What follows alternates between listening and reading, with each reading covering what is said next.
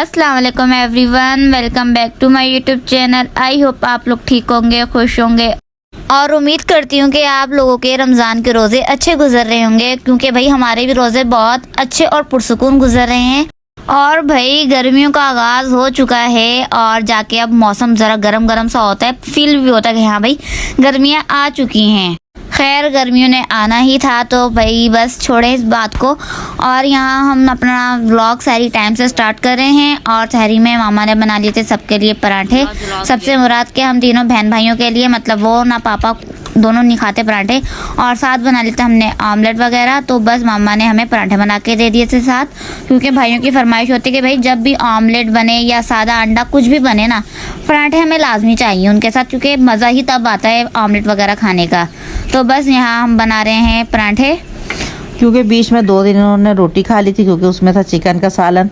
उसके साथ तो पराठा नहीं कह रहे अच्छा लगेगा, लेकिन हाँ ऑमलेट वगैरह के साथ तो ये खा लेते हैं कि भाई पराठे ही होने चाहिए जी। और मुझे ऑमलेट से ज़्यादा इस तरह फ्राई एग पसंद है, तो मैंने अपने लिए एग फ्राई कर लिया था और वो लोग खा रहे थे ऑमलेट। लेकिन मेरे भाई पता नहीं क्यों मेरे दुश्मन है। हाय हाय, नहीं भाई नहीं, मैंने इनसे पूछा भी था बता दो किस तरह का अंडा खाना है, मैं उस तरह का बना रही। तो उन्होंने बोला हम ऑमलेट खाएंगे। मैंने बोला चलो ठीक है।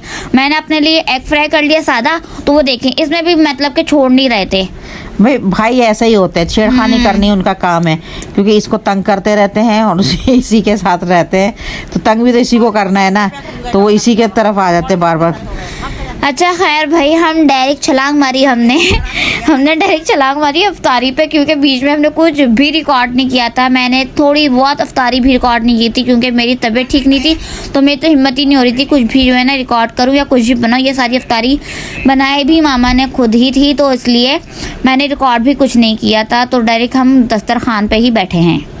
जी हाँ, क्योंकि मौसम कुछ चेंज हुआ तो इसकी भी तबीयत ख़राब हो गई। बस कह रही जिस्म में दर्द हो रहा है और ज़ुकाम और बुखार की जिस कैफियत सी हो रही थी। खैर टैबलेट खिला दी थी इसको हमने सहरी में जी। और इसीलिए वैसे भी एक दिन लेट हो गया व्लॉग, और इसीलिए 2 दिन का एक साथ अपलोड किया जा रहा है व्लॉग, बस तबीयत की वजह से। आपको 2 दिन का एक साथ देखने को मिलेगा, क्योंकि तबीयत ठीक होने की वजह से इसने कुछ रिकॉर्ड भी नहीं किया था, तो फिर क्या करते हम लोग भी जी। और बस खैर देखें यहाँ हम अपनी मज़ेदार सी अफ्तारी को कर और रहे हैं। नेबर्स के यहाँ से भी काफ़ी मज़ेदार सी अफ्तारी आई थी। ये सैंडविच वगैरह नेबर्स के यहाँ से ही आए थे, और राइस भी आए थे। नहीं अगले रोज़े में आए थे राइस, और उस दिन नहीं आए थे जिस दिन मामा बता रही हैं, अगले रोज़े में आए थे।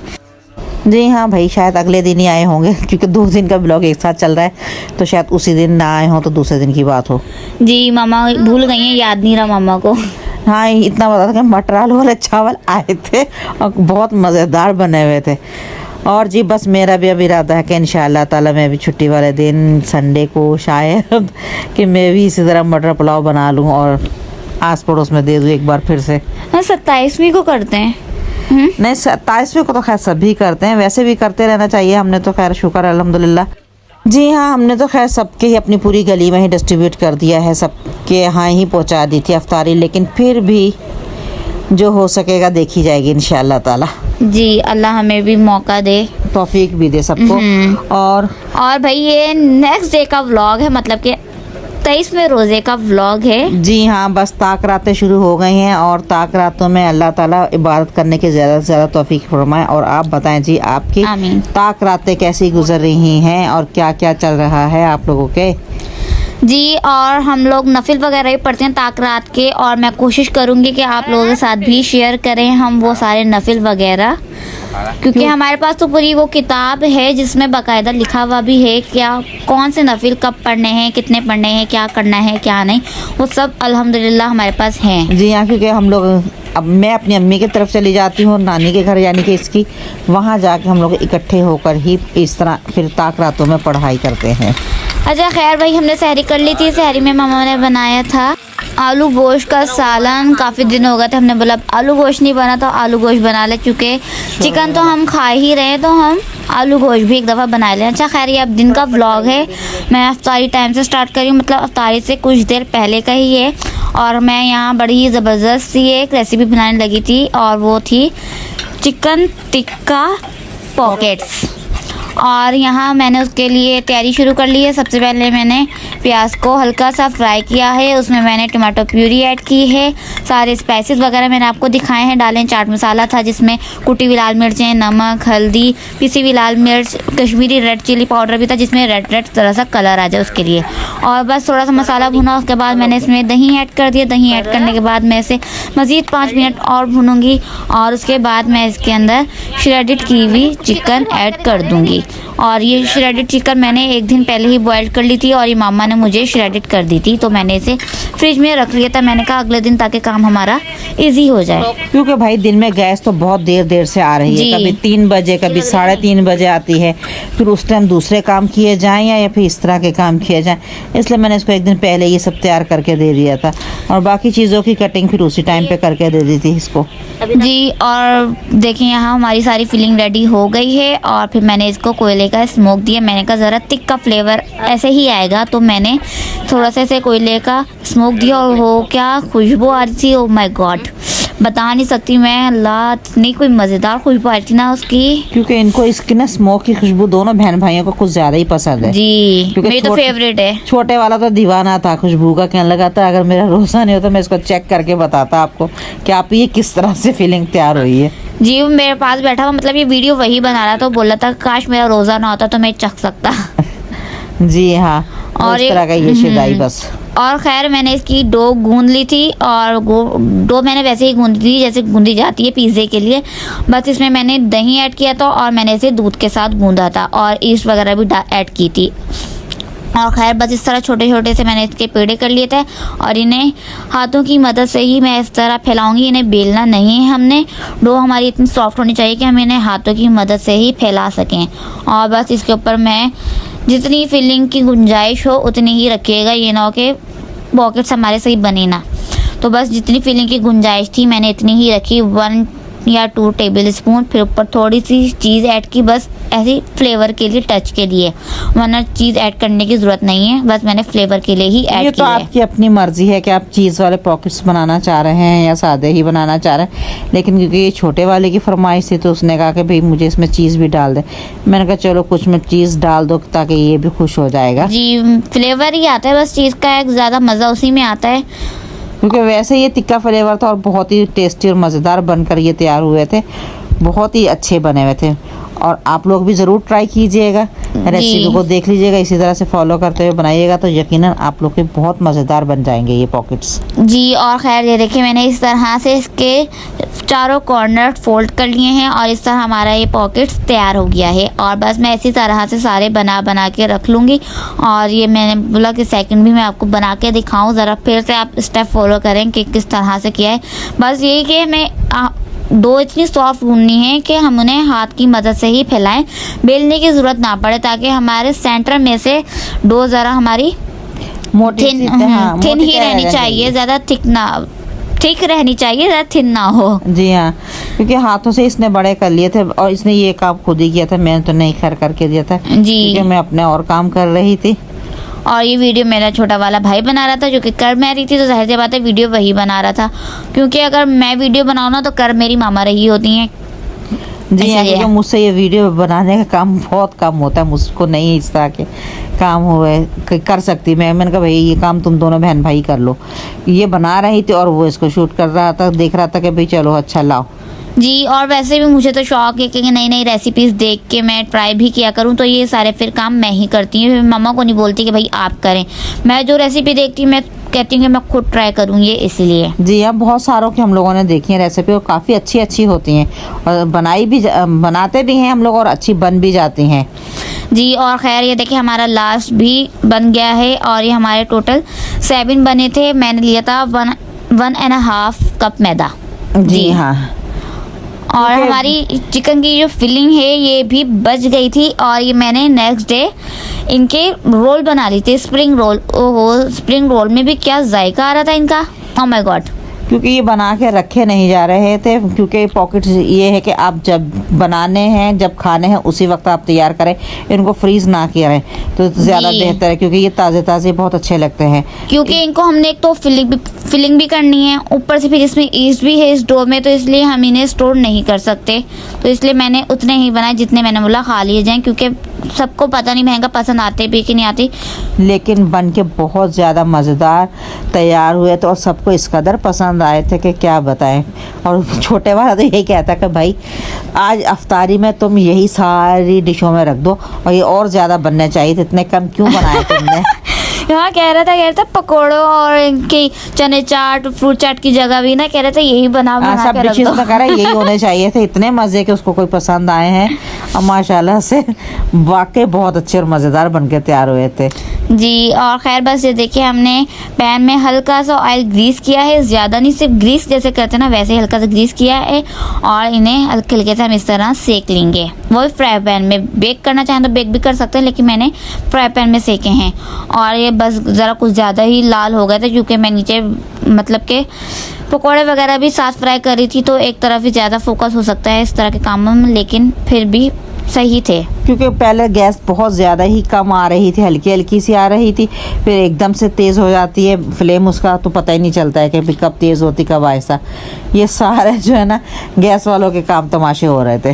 जी, कभी और कम हो रहा है गैस, कभी ज़्यादा आ जाती है एकदम से। जी, और खैर ये देखिए हमारे सारे पॉकेट्स माशाल्लाह से बनके तैयार हो गए हैं। और बस मैंने इसके ऊपर से इस तरह से बटर लगाया है, और उसके ऊपर मैंने एक एक लीफ कह लें मैंने धनिया का रख दिया है। मैंने कहा बहुत ही प्रिटी लग रहा है इसलिए।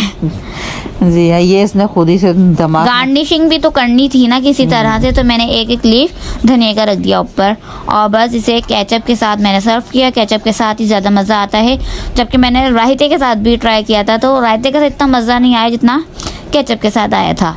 जी हाँ, वाकई बहुत मज़े के तैयार हो गए थे ये। जी, और खैर बस हमारी सारी अफ्तारी भी डन हो गई थी, और मैं ये फ्रूट चाट वगैरह दस्तरखान पे ला के रख रही थी। मामा ने मुझे दी थी, कहती जाएँ जाके अंदर रख कर आए अपनी सारी चीज़ें।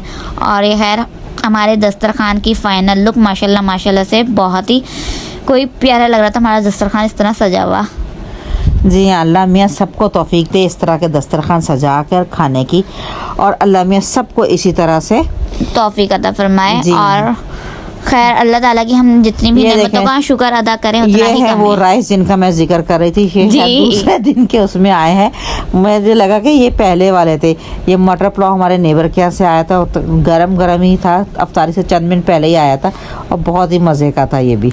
ये मैंने साथ ही रख लिया था। मैंने कहा जिसने 1-2 टेबल स्पून लगाने वो लगाएं। हाँ कि चेक कर ले, चलो भाई गरम है इस वक्त तो फिर चलो खा लिए जाएंगे, 2-2 3-3 चम्मच भी खाएंगे तो ख़त्म हो ही जाएंगे, लेकिन नहीं हुए थे ये ख़त्म। जी, मेरे और मामा के तो वैसे ही फेवरेट है मटर पुलाव, और घर में खास इतने पसंद नहीं है।